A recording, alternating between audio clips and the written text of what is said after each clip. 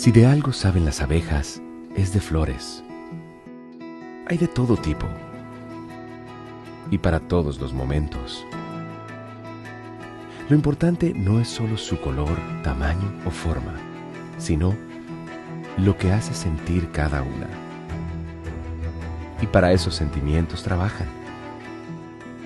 Igual que el Banco Central, que trabaja para hacer florecer la economía y que sientas estabilidad. Para ese sentimiento de tranquilidad. Para ese sentimiento de crecimiento y desarrollo. Para que la primavera llegue a todos los sectores y los planes de muchos den grandes frutos. Banco Central de la República Dominicana, 75 años trabajando por una estabilidad que se siente.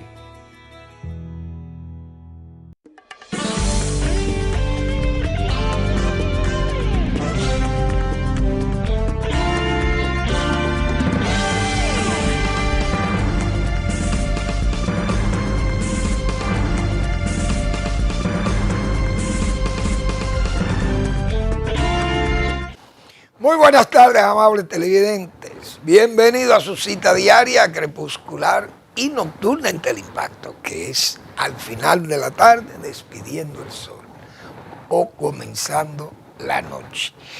Ponga su caridad en buenas manos. Apoya el Patronato de Lucha contra el Cáncer de Villa González Incorporado. 809-443-8010. También el Hogar Escuela Santo Domingo Sabio. Ese espacio vitalísimo para salvar a jóvenes que están en alto riesgo de ser atrapados por la delincuencia, el crimen. Y allí son formados como ciudadanos ejemplares. Pero esa tarea la llevan a cabo los salesianos de la Iglesia Católica. Gente entregada con ancho ánimo a formar esos jóvenes, pero eso cuesta dinero. Además de ese esfuerzo que hacen los salesianos. Entonces hay que brindarle apoyo a ese tipo de instituciones. Avenida Independencia, esquina Gregorio Luperón en Santo Domingo. Bien, vamos a ver cómo está la economía, los productos, los commodities, algunos de ellos nosotros colocamos en los mercados internacionales. El cacao lleva una buena proyección, va muy bien, $4,661 la tonelada. Es decir, ha habido un ascenso en el precio del cacao y eso está muy bien.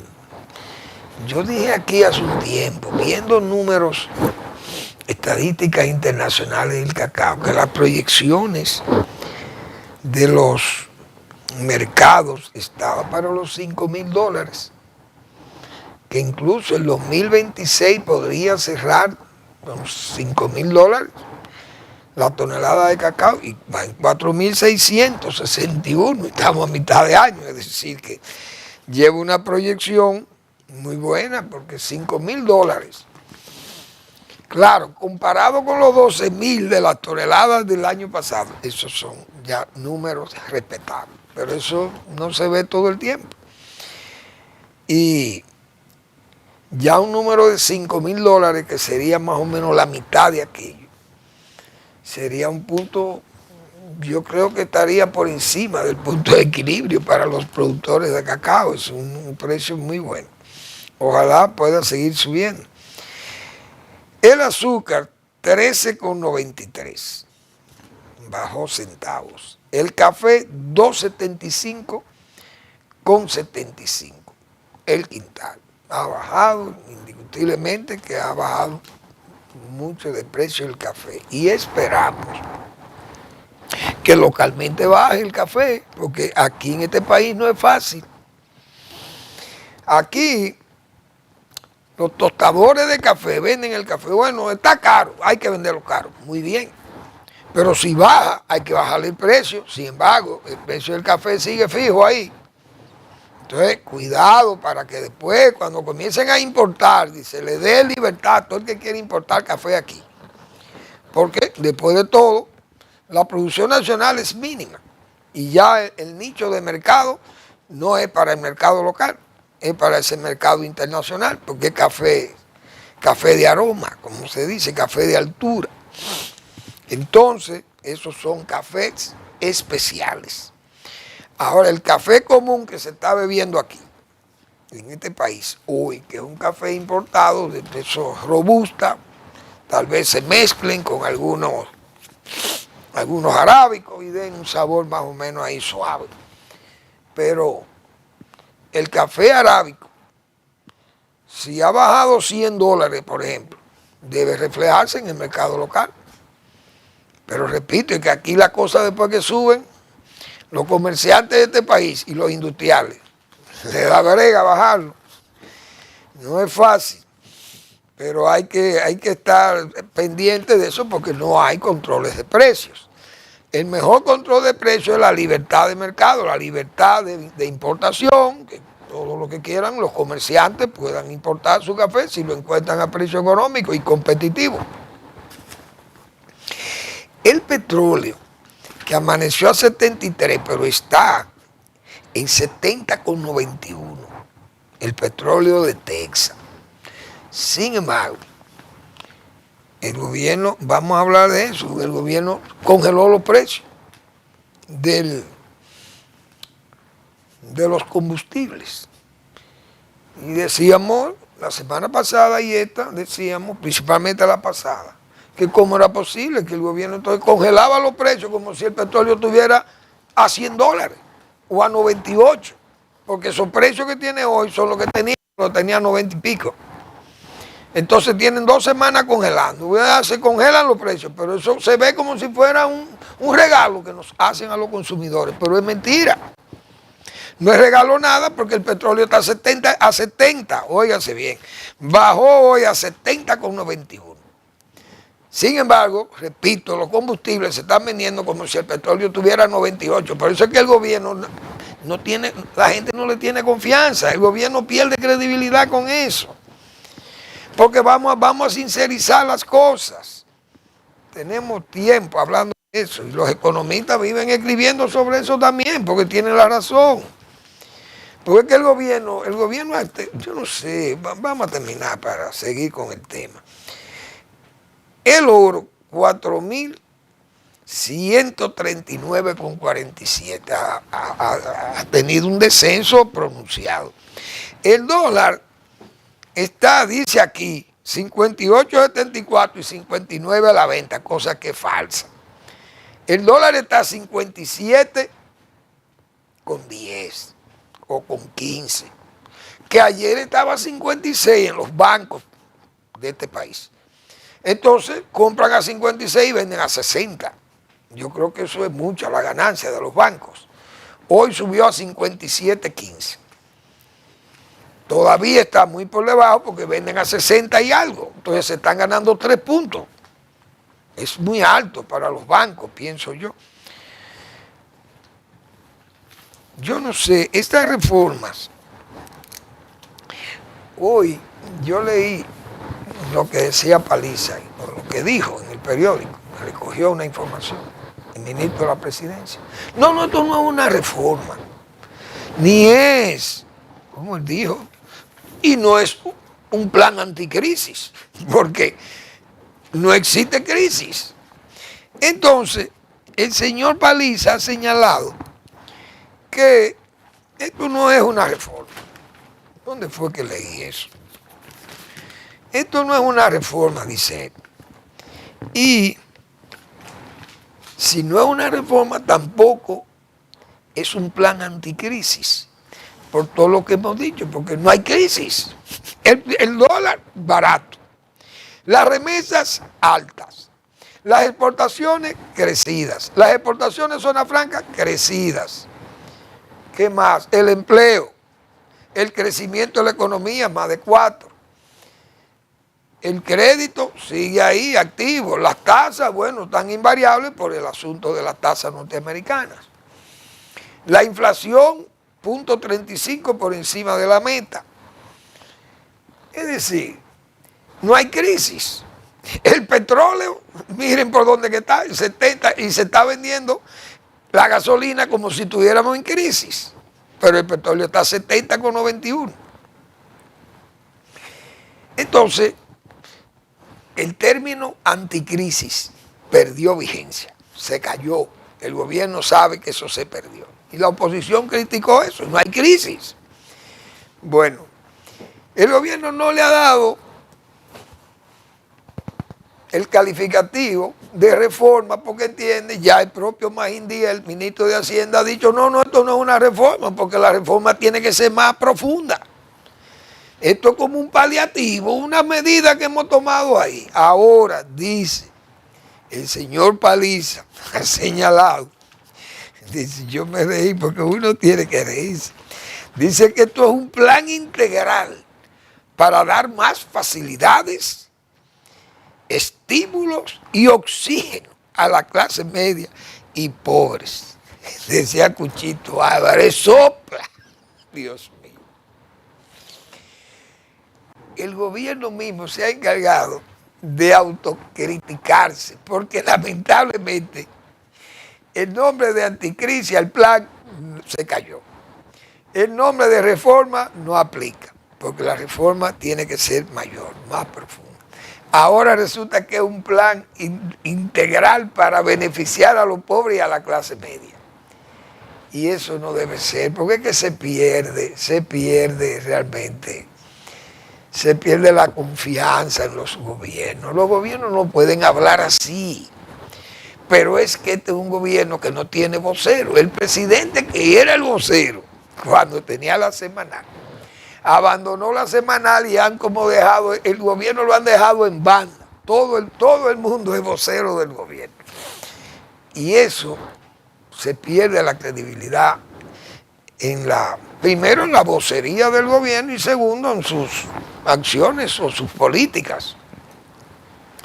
Por ejemplo, yo oí el mismo discurso del bla, bla, bla.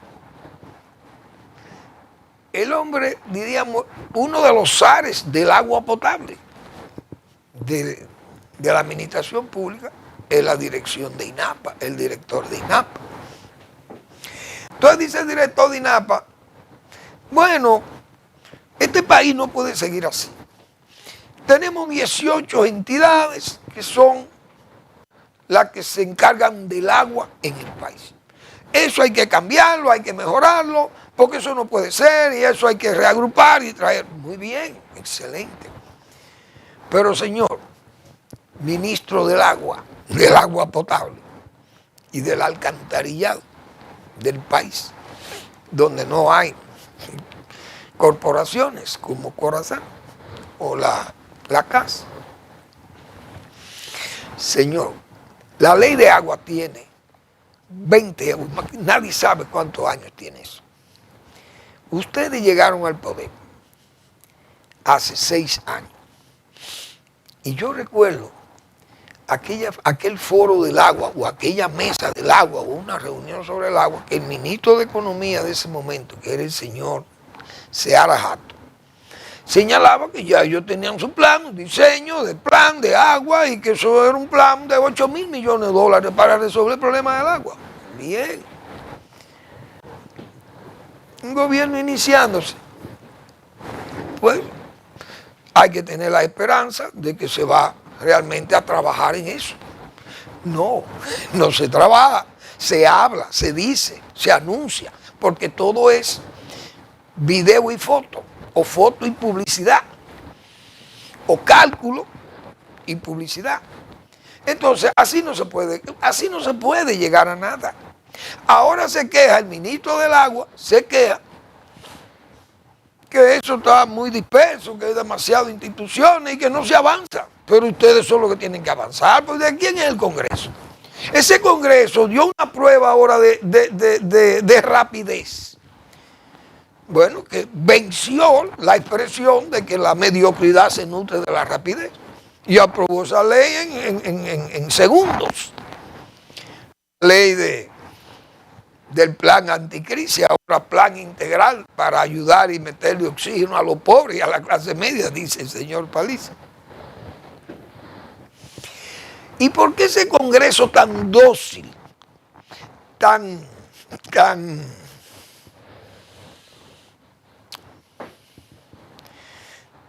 yo no voy a decir dócil, sino tan servil con el gobierno?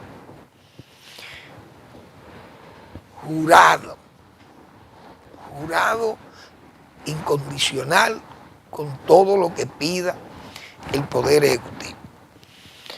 Ese Congreso pudo haber aprobado esa ley de agua o pudo haber hecho lo que usted, señor ministro de Agua, le preocupa, porque para eso ese Congreso actúa en forma mecánica, supremacista.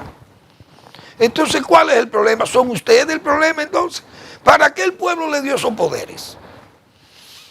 ¿Para qué son esos poderes que tiene el PRM y el gobierno congresual? Es para que resuelvan los problemas de leyes y los problemas que tienen que ver con la zona de Congreso. Por ejemplo, no se resuelve el problema del agua, pero se ha resuelto el problema de la reforma de la policía.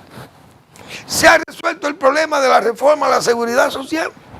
Se ha resuelto el problema de la reforma educativa. El problema del pacto eléctrico. El problema del pacto de salud. ¿Qué más? La ley, el código laboral, andan ahí dando tumbo.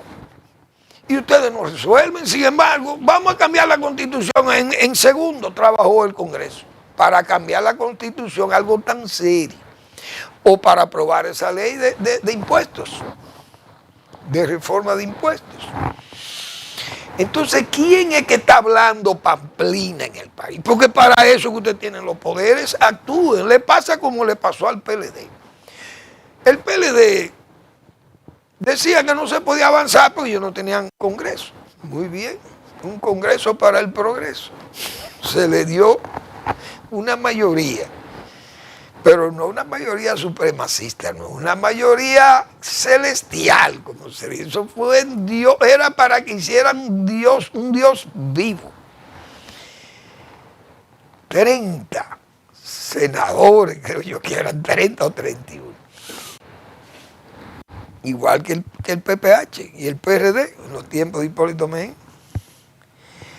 Y hubo decisiones congresuales que fueron aplazadas. El PLD no la quiso aprobar, le temía aprobar. Incluso hasta ese mismo código, el asunto ese de los causales, y todo eso ha sido unos huidizos. No se atreven. Entonces, por eso yo ayer le decía a las iglesias, mire, no pierdan su tiempo en el Tribunal Constitucional. Claro, están expuestos que le pase como a los agrónomos. Los agrónomos sabían que si cogían para el Congreso no le iban a hacer caso. Entonces, dicen, vámonos para el Palacio, que tal vez ahí es que está el poder, porque ahí es que reside el poder. Y ahí es que todo lo que pide, el Congreso le complace. Vámonos para el Palacio, pero allí lo recibieron a bombazo limpio, con bombas lacrimógenas, desde luego. Pero eso es un maltrato a los agrónomos que ya están, como se dice, bueno, no hay relevo de agrónomos, ya son viejos que tendrán que caer, como dicen, como los mangos maduros, o los aguacates, o las guanábanas también, o las papayas, o las lechosas. Porque no hay relevo de agrónomos, las escuelas de agronomía y de veterinaria prácticamente están cerradas. Las matrículas son muy escasas. Bueno, pues fueron recibidos a bombazos de gas, gaseados, vamos a llamarle así. Tal vez a los sacerdotes y a los pastores de las iglesias cristianas, si van con sus atuendos, con su túnica, los sacerdotes, y los pastores van con su Biblia, que siempre es, la Biblia es, como diríamos, el fundamento de todo de esa iglesia cristiana. Entonces ustedes van al Palacio y exíjanle al presidente, mire presidente, en el Tribunal Constitucional quieren borrar la penalización del aborto y el derecho a la vida, y qué sé yo, y usted, y estoy en el Palacio, le puede, no, nosotros no tenemos que ver con eso, soy el Tribunal Constitucional, eso es lo que va a decir el Palacio, y usted de las iglesias va a decir, no, son ustedes, es usted, presidente, usted es el que manda, porque aquí se sabe que ese Congreso no actúa en esas cortes que están nombradas por el Palacio, porque el presidente de la Suprema Corte de Justicia lo nombró Danilo Medina.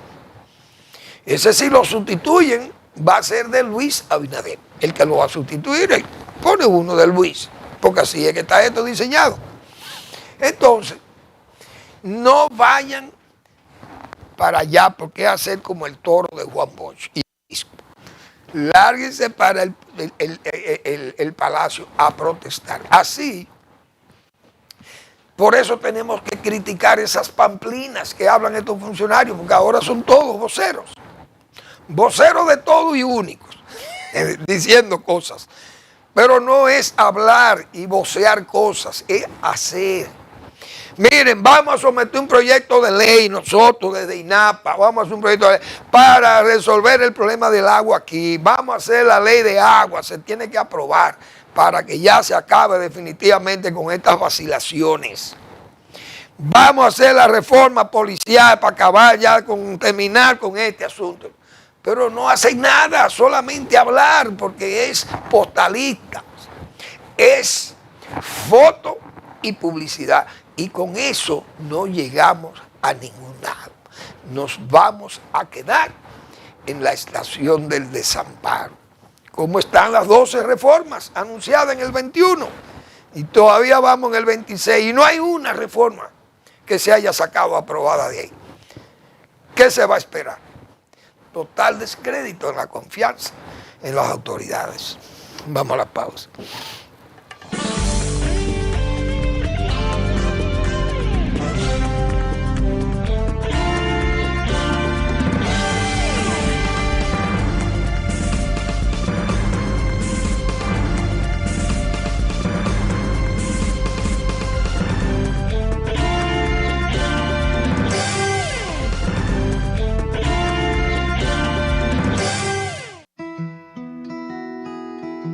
Si de algo saben las abejas, es de flores.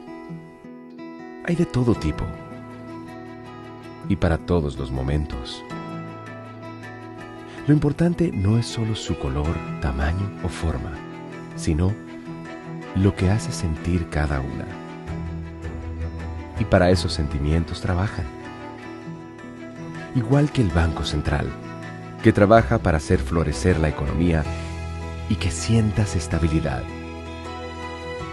Para ese sentimiento de tranquilidad, para ese sentimiento de crecimiento y desarrollo, para que la primavera llegue a todos los sectores y los planes de muchos den grandes frutos.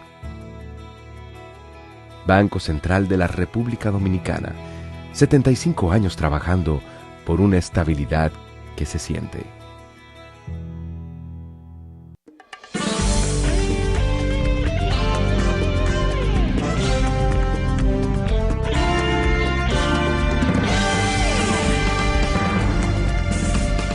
Bueno, nos advierten de una alerta que hay de tsunami para las islas, todas las islas que están en este mar Caribe, relativamente cercanas a la costa de Venezuela. Venezuela ha tenido un sismo fuerte de más de 7, parece.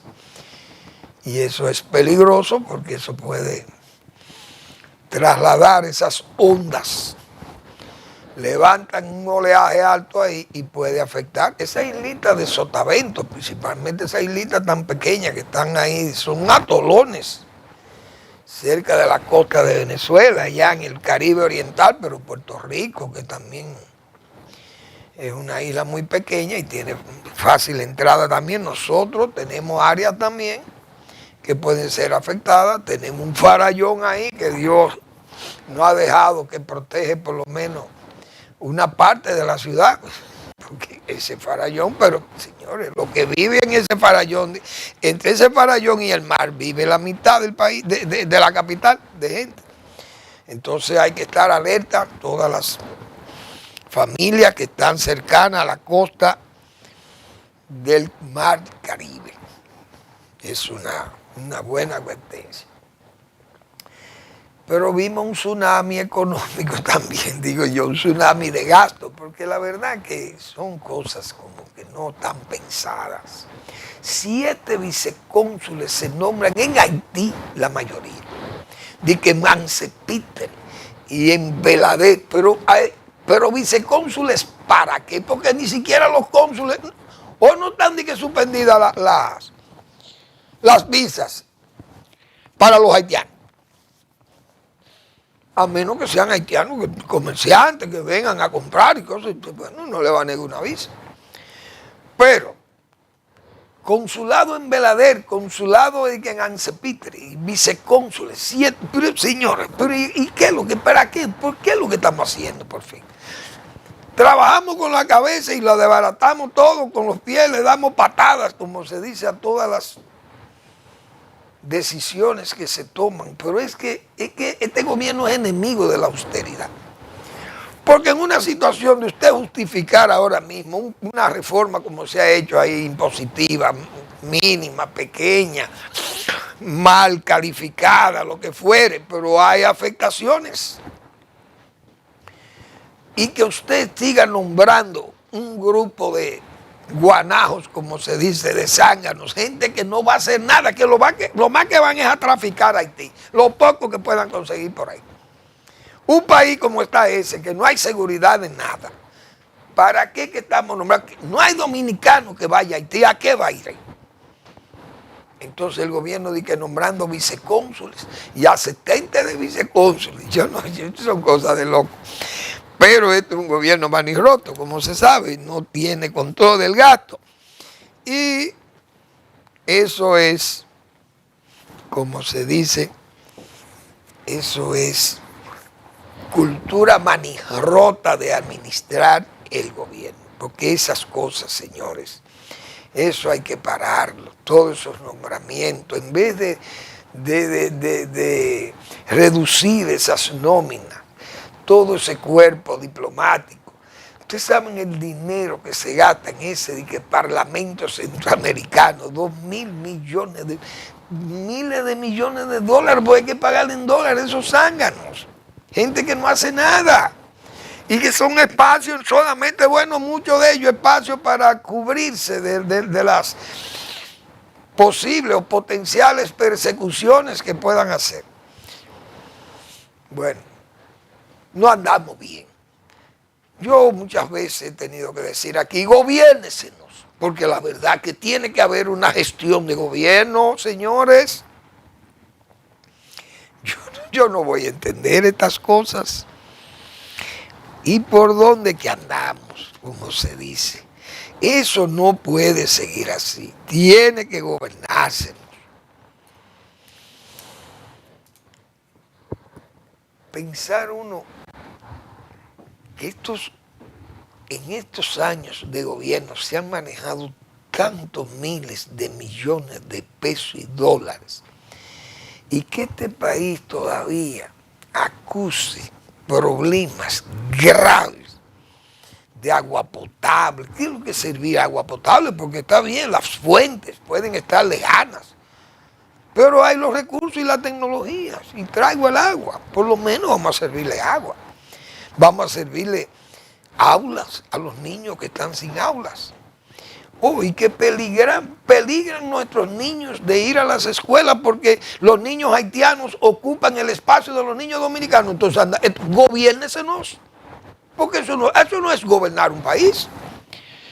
Darle prioridad a niños extranjeros ilegales.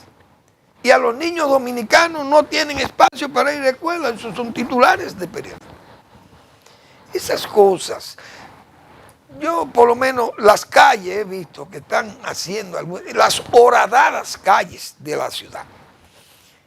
Se le están haciendo una labor tímida de bacheo, se está haciendo y hay que saludar que Obra Pública, Eduardo Estrella, que es el ministro, parece que ha dispuesto que se amplíen esas correcciones de bacheo, porque ahí las calles no sirven. pero se está haciendo el trabajo, repito, modesto, pero se está haciendo, porque se han cubierto muchos hoyos de las calles de Santo Domingo. Pero estamos viviendo en una pobreza de servicios, un país con tantos miles de millones de dólares prestados.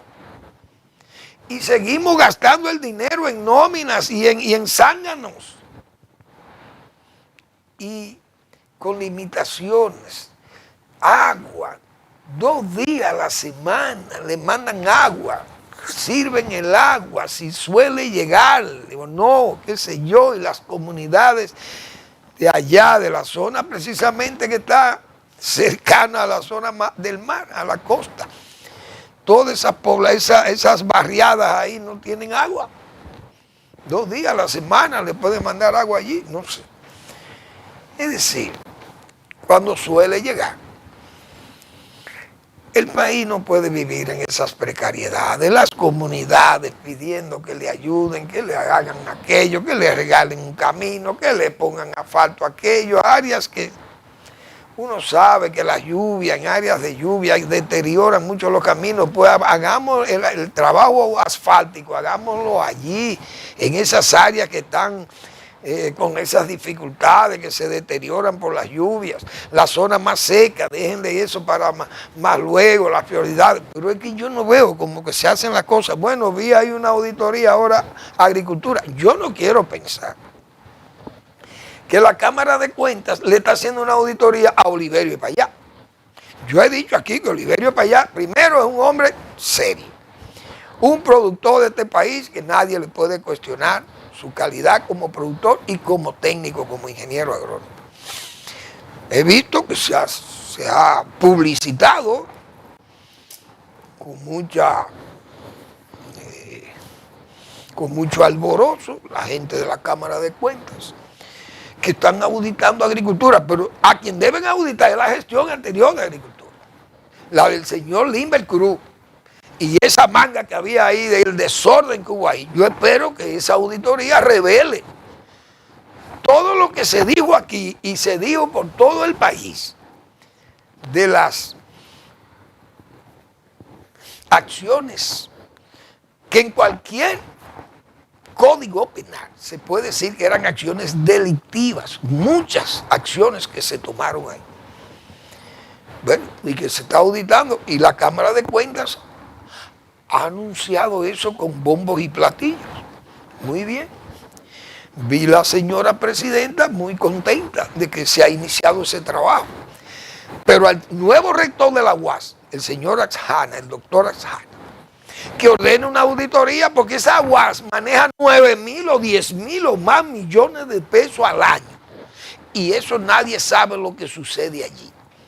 Las 2 últimas gestiones tienen que ser auditadas y al doctor Axjana que audite la UAS, porque la UAS, aunque sea autónoma y tiene su fuero y qué sé yo qué, pero eso no quiere decir que no tenga que rendir cuentas de los dineros que se presupuestan y se manejan allí. Señores, 9 o 10,000 millones de pesos o más que se maneja en esa casa de estudio, alta casa de estudio. Eso no se audita, eso no se sabe qué es lo que se hace allí con el dinero. Sea de quien sea, sean amigos o enemigos del gobierno, del nuevo gobierno, de la oposición, hay que auditar ese dinero en la UAS. Pero al doctor Axjana que no le diga a la Cámara de Cuentas que le haga la auditoría, porque la iglesia en manos de Lutero. Tiene que ser una auditoría independiente y que revele qué es lo que hay ahí, porque es que, señores, sin transparencia no es solamente hablar que somos transparentes y que rendimos cuentas, vamos y leemos una retahíla de informaciones allí acomodaticias muchas veces. Eso no es rendir cuentas, es someterse a esos análisis financieros y ver el comportamiento que se ha tenido con los recursos públicos. Pero la UAS nadie sabe de nada. Y resulta que la jefa de auditar a todo el mundo es la que no ha permitido que se audite su gestión en la UAS. ¿Y por qué? Bien predica quien bien vive. O usted puede predicar en ropa interior en la calle. Porque eso se sabe, que no es solamente blasfemar contra la palabra de Dios, de Jesucristo, sino que es una indecencia, es una inmoralidad usted salir semidesnudo prácticamente a la calle a rezar o a orar o a pedir que oremos. Eso sería, pero eso no es, esto no las cosas que pasan en este país. Yo creo que vamos a tener que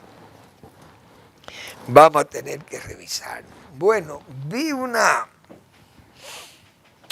una queja válida por Edenorte que dice que hay que resarcirle por los daños de los accidentes en las carreteras que le dañan los postes de la transmisión eléctrica, y eso es verdad.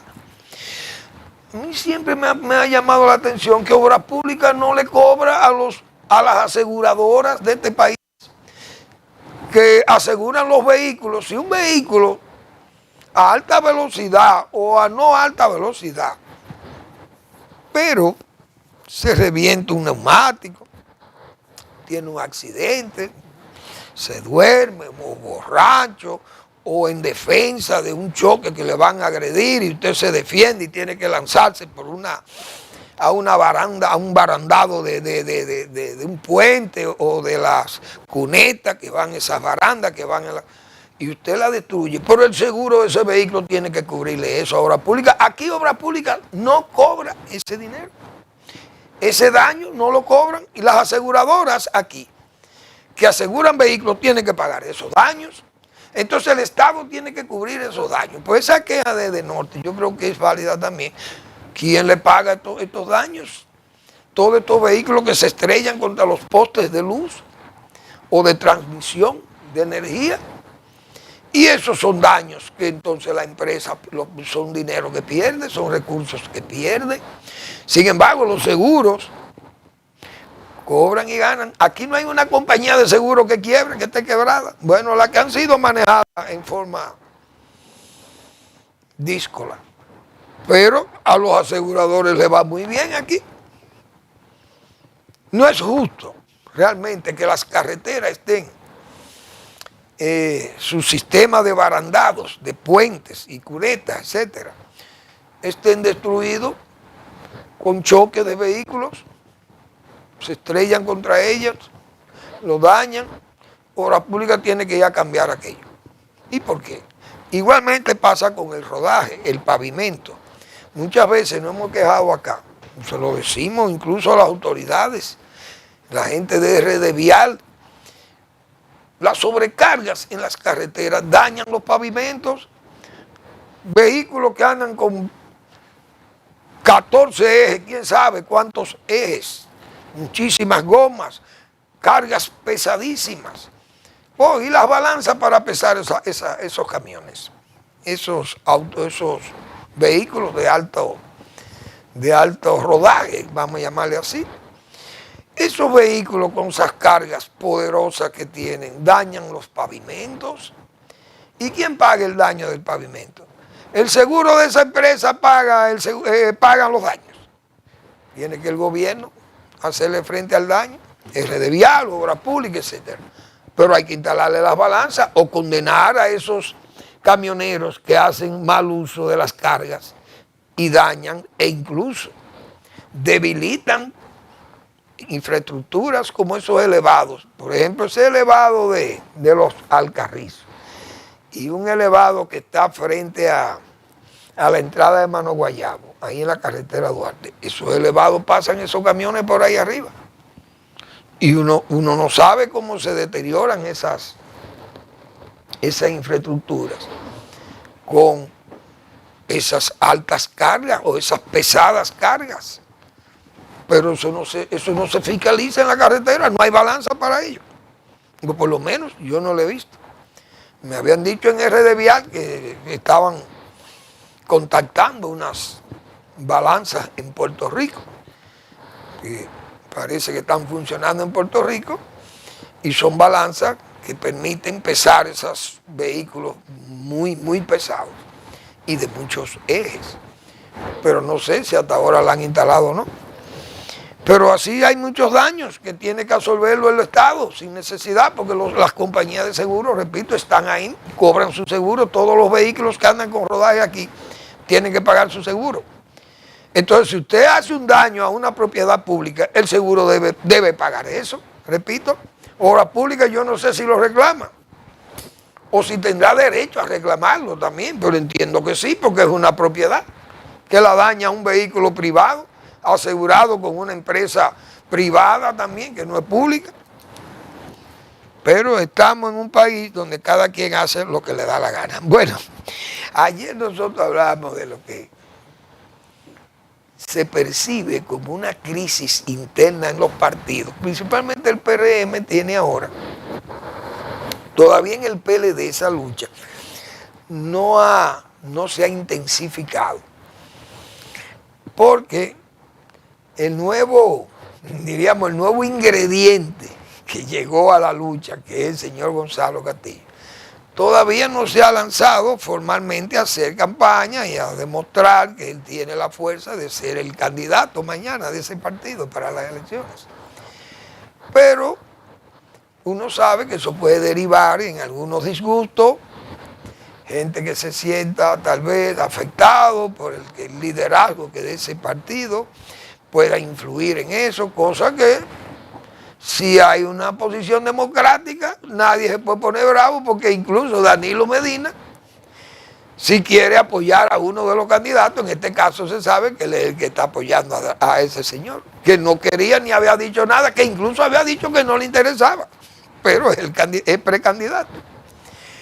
Pero eso todavía, como el nivel de obediencia ahí raya en la incondicionalidad jurada de ese grupo de gente que está con Danilo Medina en ese PLD, pues uno asume que tal vez no haya una disidencia allí o una crisis interna y se plieguen esas incondicionalidades juradas con el liderazgo de Danilo Medina, que le agradecen por lo menos la firma de sus decretos, porque gente como que están ahí en esa incondicionalidad porque le deben los favores de ser nombrados. Pero a Leonel Fernández también le deben esos mismos favores, que fue el primero que los nombró. Pero bien, esta vez no asome ahí. Ahora, en el PRM estamos viendo como una lucha de puñales publicitarios. La mejor alcaldesa de América Latina es la alcaldesa de Santo Domingo. Bueno, muy bien, alguien le ha concedido ese premio. Pero David Collado no se queda atrás también con sus puñales publicitarios y los navieros y los operadores de tour y ese tipo, y los dueños de hoteles. Bueno, colman al hombre de todas las bondades y de todos los elogios por su trabajo. Y yo me puse a pensar en los principios de Peter. Aquel trabajo magnífico de Lawrence Peter, aquel trabajo sobre la jerarquiología, diríamos, sería como una creación de una ciencia de la jerarquía. Y siempre a mí me llamó la atención, leyendo esos libros, las fórmulas de Peter y el principio de Peter, de un ejemplo que puso Peter de un cocinero, un soldado cocinero. El soldado cocinero tenía encantado al batallón, un batallón de soldados, la comida excelente. ¿Y quién es que cocina aquí? ¿Quién es que está preparando estas comidas también? Fulano de tal, es el cocinero número 1 de aquí. Bueno, todo el batallón de guardias están felices, están contentos con ese soldado cocinero. Excelente, el chef ideal. Muy bien. Cuando se presenta la vacante de jefe de cocina, entonces todos los guardias del batallón han dicho que el hombre ideal para dirigir la cocina es ese cocinero, que lo tiene encantado con sus sabores, con sus buenas comidas, sus buenos sazones, y muy bien. Eligen el hombre que satisface los gustos de todo el batallón en agradecimiento y a unanimidad se logra poner al señor soldado como jefe de la cocina. Pero el hombre fue un total fracaso como jefe de cocina. Entonces hay que tener cuidado, porque esta bisoñez, estos jóvenes que están haciendo su trabajo allí, pero no están maduros por la experiencia, no están preparados. Y este país, lo hemos dicho, esto no se puede tomar de experimento ni de relajo, porque este país debe 84 mil millones de dólares. Frágil, porque es un país que vive del exterior, aunque trabajemos. O sea, hay una mano de obra dominicana, hay unos brazos dominicanos dinámicos, muy bien, excelente, pero es una economía que vive del exterior. Aquí tenemos que ser juiciosos. Estos jóvenes que se preparen, porque este país no está para experimentos, ni está para broma, aunque ría. Vamos a estar claros que esto no está para invento. Eso que pasó, que cita Loren Peter en sus fórmulas de Peter, o el principio de Peter sobre el máximo grado de incompetencia a que usted puede llegar. Vamos a la pausa y volvemos.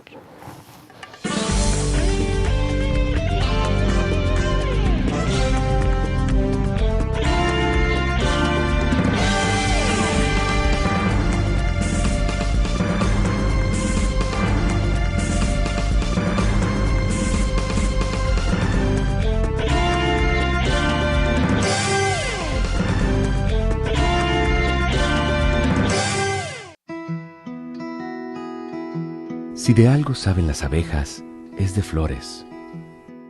Hay de todo tipo y para todos los momentos.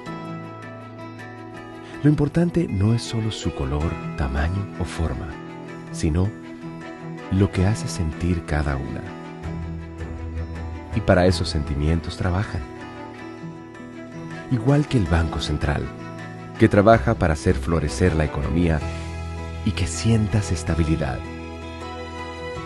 Para ese sentimiento de tranquilidad, para ese sentimiento de crecimiento y desarrollo, para que la primavera llegue a todos los sectores y los planes de muchos den grandes frutos. Banco Central de la República Dominicana, 75 años trabajando por una estabilidad que se siente.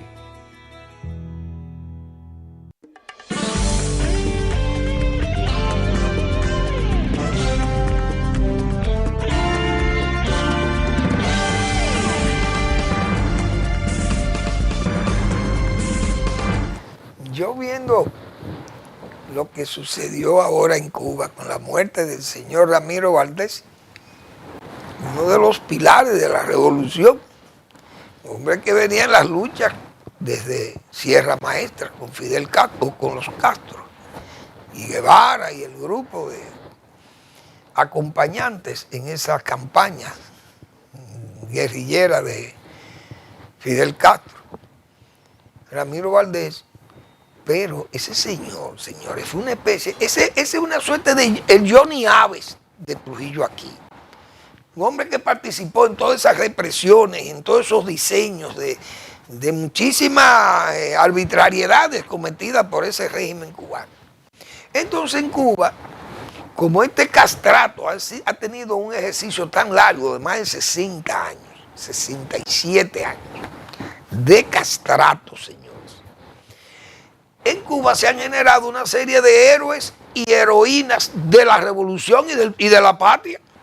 Y yo me pregunto, cuando suceda lo que tiene que suceder, que caiga toda esa gusanera, ese régimen de oprobio del castrato, cuando eso caiga allí y venga un régimen democrático, ¿qué va a pasar con estos héroes y heroínas?